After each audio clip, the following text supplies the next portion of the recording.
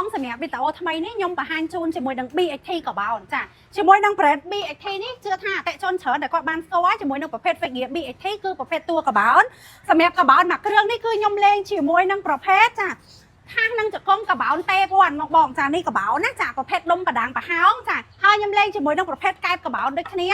ចាជាពិសេសខ្ញុំប្រើជាមួយនឹងប្រភេទដៃស្រីតេដៃកបោនជាមួយនឹងកសេះស្រីតេដូចគ្នាចាអញ្ចឹងសម្រាប់មួយគ្រឿងនេះគឺតម្លៃល្អមែនតើចាហើយខ្នងមុខយើងប្រើជាមួយនឹងប្រភេទកម្ម3អាលុយមីញ៉ូមចាខ្នងក្រោយយើងប្រើជាមួយនឹងប្រភេទខ្នង 70mm ប្រើជាមួយនឹងកដាងសុតចា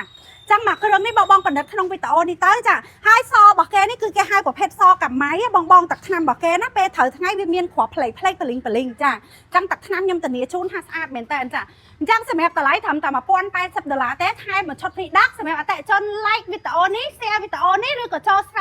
subscribe ចា YouTube របស់ខ្ញុំdiscount $30ភ្លាមចាអញ្ចឹងតាក់ទងមកពេជ្រមានហេដើម្បីកំងទិញជាមួយនឹងមួយគ្រឿងនេះចាបញ្ជាក់សេវាកម្មដឹក25ខែក្រុងគឺខ្ញុំ free តែម្ដងអរគុណ